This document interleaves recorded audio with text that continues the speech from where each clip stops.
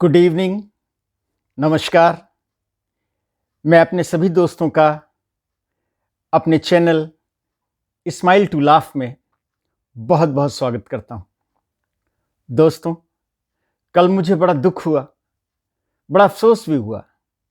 कल मैंने देखा कि मोहल्ले के कुछ बच्चे एक आदमी को दौड़ा रहे थे। वह आदमी थोड़ा विक्षिप्त था या कहिए पागल ही था। बच्चे उसके ऊपर कंकड़ियां फेंक रहे थे, कागज के गोले बनाकर फेंक रहे थे, उस पर हंस रहे थे, खिलखिला रहे थे, उसकी खिल्ली उड़ा रहे थे। वह आदमी परेशान हो गया और जब परेशान हो गया तो अंत में वह पलट गया और पलट करके उसने इन बच्चों को दौड़ा लिया। बच्चे अब भाग भाग कर अपने अपने घरों में छिप गए। मैं खिड़की से वापस आकर जब अपनी कुर्सी पर बैठा तो मुझे अपने पड़ोसी देश पाकिस्तान के वजीर आजम इमरान खान की बड़ी याद आई। दरअसल आज अगर आप देखिए तो पाकिस्तान में भी करीब करीब यही हालात हैं। वहाँ के सहाफ़ी हों यानी पत्रकार हों, चाहे विरोधी दल हों, चाहे आम जनता हो, अपने देश के अपने वजीर आज़म की इतनी खिल्ली उड़ा रहे हैं, इतना मजाक उड़ा रहे हैं, उसका हंस रहे हैं उस पर कि देखकर अफसोस होता है।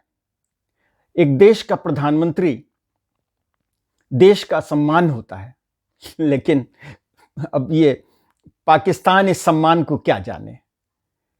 वहां तो ये है कि हर तरफ से यही आवाज आ रही है कि इमरान गद्दी छोड़ो, गद्दी छोड़ो। तुम सिलेक्टेड हो, तुम इलेक्टेड नहीं हो। तुम्हें फौज के जनरल लेकर के आए थे और तुमने इस देश का मटिया मेट कर दिया है, सत्यानाश कर दिया है। और इसमें कैटलिस्ट का काम किया है ट्रांसपेरेंसी इंटरनेशनल की करप्शन परसेप्शन की रिपोर्ट ने। वो बताने के पहले मैं आपको जरा एक बात बताऊं कि इमरान खान को 3 चीज़ों से मतलब एक मीनिया है। एक है कश्मीर, दूसरी है हिंदुस्तान और तीसरी है मोदी। देखिए, वो देश कुछ कर तो पा नहीं रहा है, भीख का कटोरा लेकर के पूरी दुनिया में घूमता है और उसकी पॉलिसी वही होती है कि जो उसको डॉलर दे वही उसका आका है। कभी अमेरिका, तो कभी सऊदी अरब, तो कभी तुर्की। आपने देखा तो है ही है। आत्मसम्मान जैसी कोई चीज इस वजीर आजम ने अपने मुल्क के अवाम में रहने नहीं दी, बाकी नहीं रहने दी है। वो चाहता है कि किसी भी क्षेत्र में वो इंडिया से आगे बढ़ जाए। अब इंडिया ने न्यूक्लियर बॉम्ब बनाया तो पाकिस्तान ने भी न्यूक्लियर बॉम्ब बना लिया, सफलतापूर्वक बना लिया। देखिए, उसके लिए उनको बधाई। जैसे भी बनाया, उन्होंने चोरी से बनाया, छिप करके बनाया, धोखेबाजी से बनाया, लेकिन उन्होंने बना लिया, इसके लिए उन्हें बधाई। और हर दूसरी बात पर पाकिस्तान का हर व्यक्ति यही कहता है कि हम अकेले न्यूक्लियर पावर वाले इस्लामिक देश हैं और इसके लिए हमको इस्लामिक देशों की लीडरी मिलनी चाहिए। कोई मानता नहीं है इस बात को, कोई नहीं मानता है। तो हुआ ये कि इंडिया से आगे बढ़ने की होड़ इतनी ज़्यादा है कि उनके दिमाग जो है सब खराब हो चुके हैं, उनकी सामान्य बुद्धि भी जो है भ्रष्ट हो चुकी है। हुआ ये कि एक दिन इमरान खान के घर क्या है, वो महल बानीगला में, इनके सारे मुसाहिब दौड़ते हुए पहुंचे और नीचे से ही उन्होंने आवाज़ लगाई, हुजूर हुजूर हुजूर। अब आप ये बताइए कि कोई आदमी अगर रात के 12-1 बजे तक सोए, 2 बजे तक सोए, और क्यों 2 बजे तक वो क्यों सोता है ये तो सब जानते ही हैं। 7 बजे से उसका कार्यक्रम शुरू हो जाता है। वो कार्यक्रम क्या होता है ये भी आप सभी जानते हैं। मतलब दुनिया के हर किस्म की नशे वाली चीज़ें उसके स्टॉक में रहती है। लोग तो कहते हैं कि गांजा, चरस, अफीम, इस सब का वो बड़ा शौकीन है। उसको वहाँ के, मैं नहीं कह रहा हूँ ये बात, ये मैं नहीं कह रहा हूँ, ये वहाँ के पत्रकार ही कहते हैं कि वो नशेड़ी वजीर आज़म है। तो बहरहाल ये जब पहुंची, आवाज़ लगाई, तो हड़बड़ा करके इमरान खान ऊपर से उतरा और उसने पूछा कि क्या हुआ। तो लोगों ने खुशी से चहकते हुए बताया कि आखिर हुजूर हमने भारत को मात दे दी, हम भारत से आगे बढ़ गए। उसने कहा अरे कैसे, कहाँ, झूठ बोल रहे हो तुम लोग, ऐसा नहीं हो सकता। लोगों ने कहा नहीं हुजूर ऐसा हुआ है, और ये हम नहीं कह रहे हैं, ये एक विदेश की संस्था है, वो बता रही है कि भारत तो 85वें नंबर पर रह गया और हम 140 नंबर पे पहुंच गए।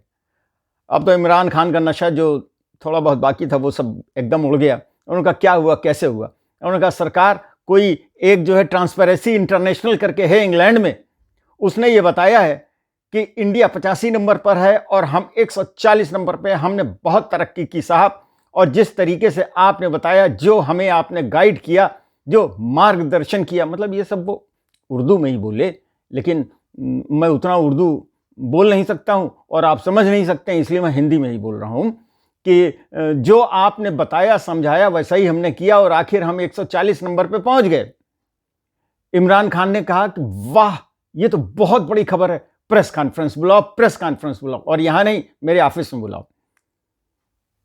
लोग वापस ऑफिस चले गए। इमरान खान भी अपना शेरवानी तो नहीं, शेरवानी नहीं पहनता, अब वो पता नहीं पठानी सूट पहनता है, उसके ऊपर जैकेट डालता है। वो कहता है कि ये हमारी राष्ट्रीय पोशाक है। पता नहीं कहाँ से राष्ट्रीय पोशाक है, इनको तो लुंगी पहननी चाहिए। बहरहाल वो जब वहां पहुंचा तो देखा गमगीनी का माहौल था। उसने पूछा क्या हो गया, तो लोगों ने बताया कि सरकार बड़ी गलती हो गई हुजूर।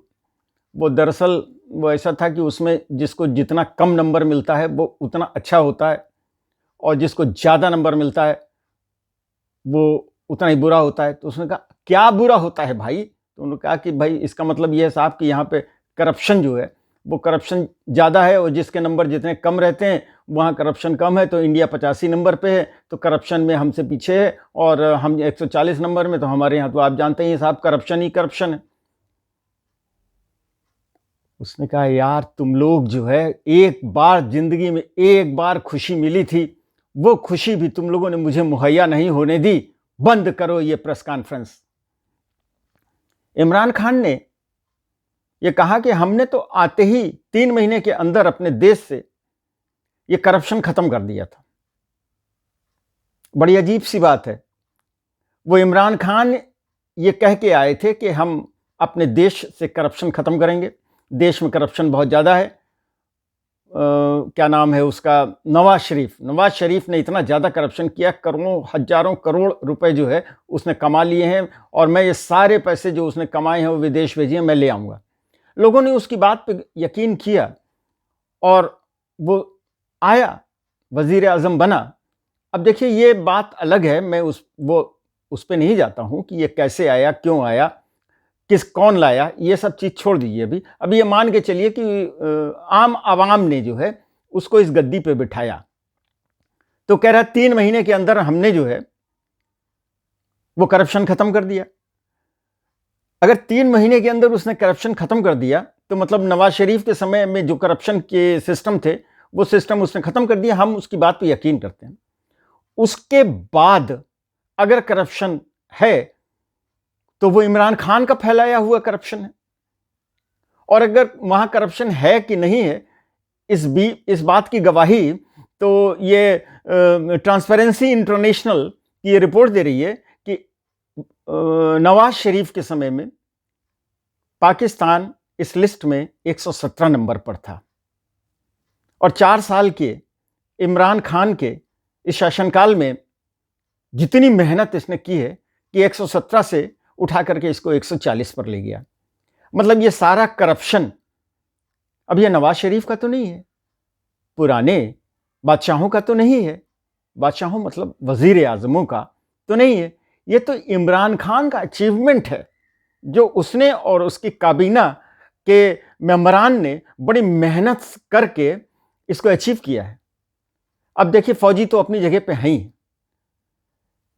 ये तो थोड़ी सी मजाहिया बातें थीं, लेकिन असलियत ये है कि किसी समय नवाज शरीफ के समय में ये बात सही है कि पाकिस्तान इस ट्रांसपेरेंसी इंटरनेशनल की करप्शन परसेप्शन रिपोर्ट में 117 नंबर पे था और पिछले साल भी 124 नंबर में था, लेकिन 2020 से लेकर 2021 के बीच में वहाँ के करप्शन में इतनी बढ़ोतरी हुई कि ये 140 पे पहुंची। ये बड़े शर्म की बात है, बड़े अफसोस की बात है। इमरान खान ने नवाज शरीफ को तो पीछे छोड़ दिया और उसने जो है जरदारी को भी पीछे छोड़ दिया। जरदारी जो अपने समय में 10% चीफ वजीर आजम कहलाते थे, उनके समय में भी पाकिस्तान 139 नंबर से आगे नहीं बढ़ पाया था, लेकिन इमरान खान ने उसको 140वें नंबर पे पहुंच के वो रिकॉर्ड तोड़ दिया। अब उनके मेंबरान जो है, उनके काबीना के सदस्य, उनके मंत्री, उनके वजीर अब यही कह रहे हैं इमरान खान से कि आपके सामने अब सिर्फ 2 टारगेट हैं। पहला, मुशर्रफ जो फौजी जनरल था और जिसने जो है वहां पे कू किया था, उसके समय में पाकिस्तान की स्थिति 144 थी। तो पहला टारगेट तो यह है कि इमरान खान को 144वां नंबर जो है पार करना है, सारे रिकॉर्ड तोड़ देने हैं उसको, और वो कर सकता है। वो एक पुराना क्रिकेट का खिलाड़ी है जो क्रिकेट में तो बहुत से रिकॉर्ड टूटते उसने देखे हैं, तो उसने कसम खाई है कि ये रिकॉर्ड मैं तोड़ दूंगा, 144 के ऊपर पाकिस्तान को ले जाऊंगा। और दूसरा जो है वो इमरान खान ने खुद अहद उठाया है कि दुनिया में 180 देश हैं, उनमें अभी हम 140 पे हैं। ज्यादा समय नहीं मेरे पास, मैं बहुत जल्दी पाकिस्तान को जो है वो 180वें नंबर पर लेकर के आऊंगा। इसमें मुझे सभी का सहयोग चाहिए। सभी लोग कर रहे हैं, सभी लोग करते रहें, 20% मुझको देते रहें। जिस तरीके से किसी उनके बड़े ने कहा था कि जाओ तुम दुनिया में मारकाट मचाओ, लूटपाट करो और उसका 20% हमें देते रहो और तुम्हें सब जायज़ है, उसी तरीके से इमरान खान ने कहा है कि जाओ, अपने मंत्रियों से कहा जाओ लूटो, खसूटो, मारो, पीटो, आवाम की जान ले लो, लेकिन जो कुछ भी लूटो उसका 20% जो है वो हमारे पास ला करके दे दो। तो इमरान खान ने 180 नंबर पर पाकिस्तान को ले जाने की कसम खाई है और पाकिस्तान में सभी ये कह रहे हैं कि इमरान को हटाओ, इमरान गद्दी छोड़ो, इमरान गद्दी छोड़ो। और इमरान पागलों के तरीके से भाग रहा है। और जैसा मैंने अभी आपको बताया शुरुआत में कि बच्चे कंकड़ी फेंक रहे हैं, कागज के गोले बना के फेंक रहे हैं, खिल्ली उड़ा रहे हैं, हंसी उड़ा रहे हैं, लेकिन एक बात मैं बता दूं आपको, फौजियों ने अपना हाथ उसके सर से हटा लिया है। ये पाकिस्तान में इस समय सर पे हाथ रखने की बात जो है बड़े मजे से की जा रही है, किसके सर पर हाथ है और किसके सर पर नहीं है, और किसके सर पर किसका हाथ है। किसका हाथ है में कोई संदेह नहीं है, किसका हाथ में सब कहते हैं और सब जानते हैं कि यह फौज है। फौज मतलब जनरल बाजवा। जनरल बाजवा जिसके सर पे हाथ रखेंगे वही जो है वजीर आजम बनेगा या रहेगा या रह पाएगा। तो इधर थोड़ा बाजवा साहब ने भी जो है वो अपना हाथ उसके सर से हटाने की कोशिश की है। तो मैं उनको याद दिलाना चाहता हूं कि इस पागल पर इतनी कंकड़ी मत मारिए कि ये जो है पलट जाए और पलट के आपको दौड़ा ले। और देखिए, इमरान खान एकदम साफ साफ कह भी चुका है कि अगर आप लोगों ने मुझे वजीर आजम की कुर्सी से हटाया तो मैं बड़ा खतरनाक हो जाऊंगा। देखिए, पागल आदमी है, कहीं आपको काट कूट लेगा ना तो वाकई जान का खतरा हो जाएगा। बड़ा खतरनाक, पागल का काटा बड़ा खतरनाक होता है, ये आप समझ लीजिए। अभी तक उसका वैक्सीन नहीं बना, आपके यहाँ तो वैसे भी वैक्सीन होती नहीं है। ट्रांसपेरेंसी इंटरनेशनल की रिपोर्ट को जरा संजीदा तरीके से अगर लिया जाए तो ट्रांसपेरेंसी इंटरनेशनल की रिपोर्ट के कुछ मैं पढ़ करके आपको जो है बताता हूं कि ट्रांसपेरेंसी इंटरनेशनल ये देखती है कि किस देश में करप्शन पर अंकुश लगाने के सिस्टम कितने कारगर हैं, कितने ठीक तरीके से चल रहे हैं और वो स्वतंत्र रूप से काम कर पा रहे हैं कि नहीं कर पा रहे हैं। इसी के आधार पर जिसमें जितने अच्छे सिस्टम लागू होते हैं उस हिसाब से वो उनको नंबर 1, 2, 3, 4 से लेके 180 तक रैंकिंग देती है।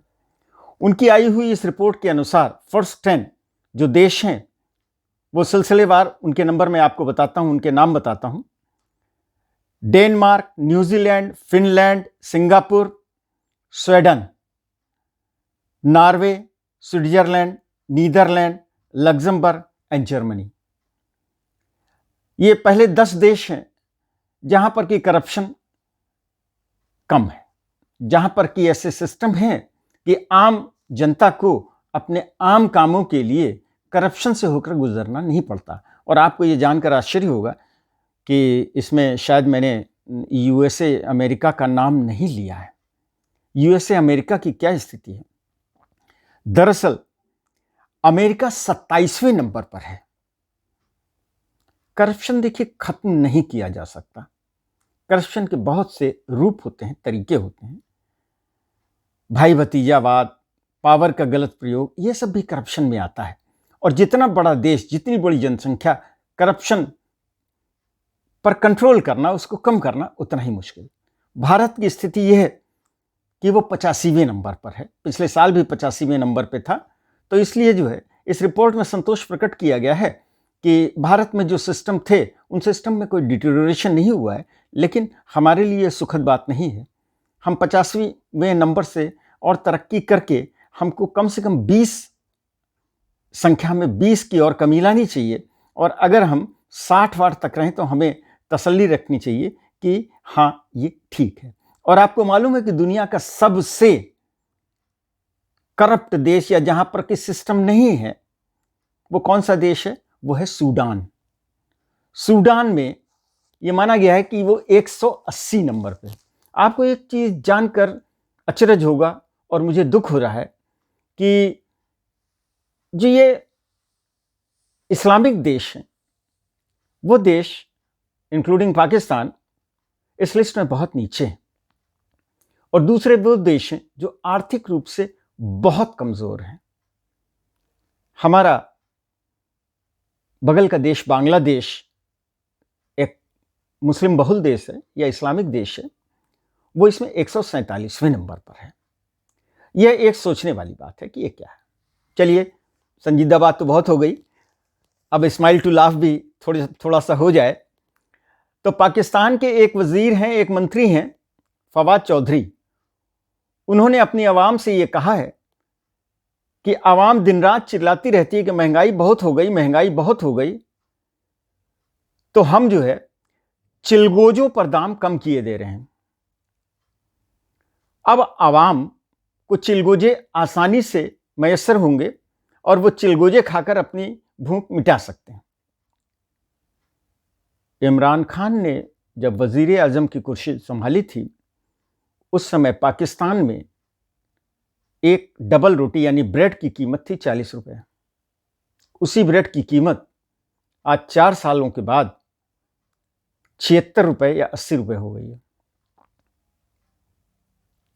इसलिए ये आम आदमी की पहुंच से बाहर हो रही है। और चिलगोजों की कीमत क्या है?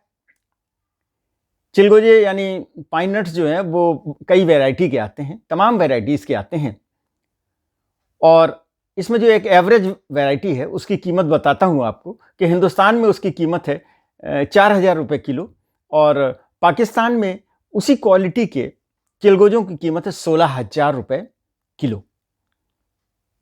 तो फवाद चौधरी साहब ने कितना सही फरमाया है कि जो अवाम रोटी नहीं खा पा रही है, रोटी नहीं खरीद पा रही है, वो अवाम चिलगोजे खरीदे और पेट भर चिलगोजे खाए और अपने परिवार को भी खिलाए। अफसोस होता है, शर्म आती है, एक ऐसे वजीर और एक ऐसा कैबिनेट जो ये नहीं जानता, ये नहीं समझना चाहता कि 80 रुपए की ब्रेड ना खरीद पाने वाला अवाम 16,000 रुपए किलो वाला चिलगोजा खरीद करके खाएगा, खुद भी और अपने परिवार को भी। और इससे भी मजे की बात यह है जो सबसे आखिर में कही हमारे फवाद चौधरी साहब ने, वो ये कहा कि दरअसल ये चिलगोजे हमारे यहाँ पैदा नहीं होते हैं, ये चिलगोजे तो अफ़गानिस्तान से आते हैं। अफ़गानिस्तान हमारा बिरादर मुल्क है और उस मुल्क को हमें जो है हेल्प करनी है, सहायता करनी है, तो इसलिए हम अफ़गानिस्तान से आने वाले चिलगोजों पर टैक्स में बहुत छूट दे रहे हैं या टैक्स कम कर दे रहे हैं, या हो सकता है टैक्स ख़त्म ही कर दें, जिससे अफ़गानिस्तान का व्यापार बढ़े, अफ़गानिस्तान से पाकिस्तान में चिलगोजे आ सकें और पाकिस्तानी इसे खरीद कर अपना पेट भर सकें। फवाद चौधरी साहब, पाकिस्तानियों का पेट तो नहीं भरेगा। 16,000 रुपए किलो के चिलगोजे पाकिस्तानी सपना है, सपना भी नहीं देख सकते, नहीं खरीद सकते। हाँ, अफ़गानिस्तान में जो आप जैसे बहुत बड़े बड़े करप्ट और सूदखोर और देशद्रोही लोग बैठे हुए हैं, उनको अपने चिलगोजों को एक्सपोर्ट करने से मुनाफा बढ़ जाएगा। चलिए, ये तो हुई एक बात।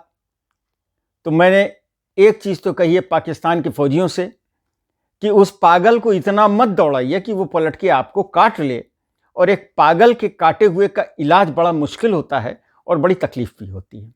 और दूसरी प्रार्थना मैं आप लोगों से कर रहा हूं, और मैं भी कर रहा हूं, इमरान खान के उस खुदा परवरदिगार से और अपने उस ईश्वर से कि भगवान इस इमरान खान को प्रधानमंत्री बनाए रखो, वजीर आजम बनाए रखो, प्रेसिडेंट बनाए रखो, कुछ भी बनाए रखो, लेकिन उसके हाथ में सत्ता रहे। अगर वो रहेगा तो भारत का एक बॉर्डर सेफ रहेगा। वो अपनी बेवकूफाना हरकतों से पाकिस्तान को कभी मजबूत नहीं होने देगा, और पाकिस्तान अगर कमजोर रहेगा तो हिंदुस्तान की तरफ आंख नहीं उठा पाएगा, वैसे भी नहीं उठा पाएगा। हिंदुस्तान बहुत बड़ी ताकत है उसके आगे, लेकिन फिर भी वो इसी तरीके के अपने पागलपन वाले, चिलगोजों वाले, और इंटरनेशनल जो रिपोर्ट है, ट्रांसपेरेंसी इंटरनेशनल की जो रिपोर्ट है, उस रिपोर्ट में आपस में मरते खपते रहेंगे और हिंदुस्तान के बारे में सोचेंगे नहीं। सोचेंगे तो भाई उनको, अपनी आवाम को, अपनी जनता को भी तो कुछ, एक बार वो कश्मीर कहते हैं और पूरी जनता जो है बाकी सब कुछ भूल जाती है।